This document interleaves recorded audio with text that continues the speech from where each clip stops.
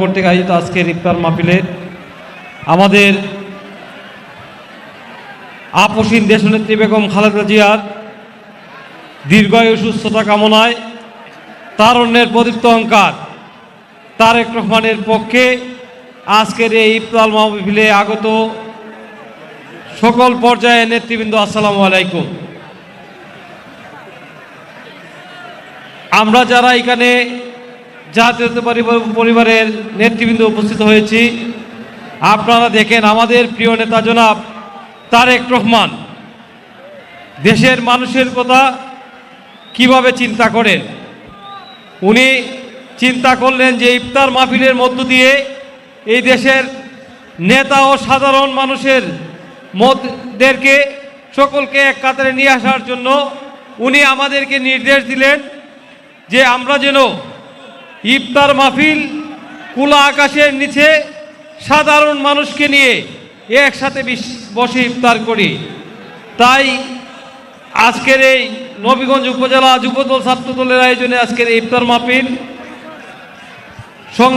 সম্মানিত উপস্থিতি, আপনারা জানেন বাংলাদেশে জনাব তারেক রহমান তথা ছাত্র জনতার বিপ্লবের মধ্য দিয়ে এই ফ্যাসিস্ট হাসিনার পতন হয়েছে।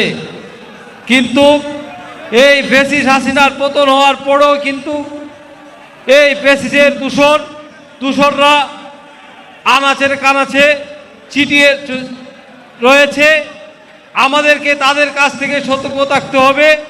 পাশাপাশি যারা আমাদের সাথে থেকে এই স্বৈরাচার ফ্যাসিস্ট হাসিনার দূষরদের সাথে আঘাত করে ষড়যন্ত্র করে চেষ্টা করে যে যারা আন্দোলন সংগ্রামে দীর্ঘদিন এই ফ্যাসিস্টের বিরুদ্ধে যুদ্ধ করে টিকে রয়েছিল, তাদের বিরুদ্ধে অপপ্রচার চালানোর চেষ্টা করে, তাদের ব্যাপারে আমাদেরকে সজাগ থাকতে হবে। আর প্রয়োজনে দেশনেত্রী বেগম খালেদা জিয়া তারুণ্যের প্রদীপ্ত অহংকার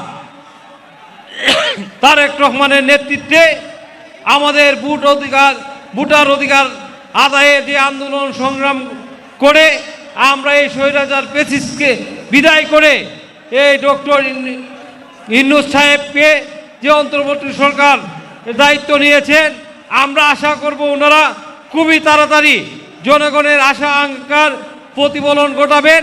একটি নির্বাচনের মধ্য দিয়ে যদি না ঘটান, তাহলে আমরা দেশনেত্রী বেগম খালেদা জিয়া তারুণ্যের প্রদীপ্ত অহংকার তারেক রহমানের নেতৃত্বে প্রয়োজনে আবার মানুষের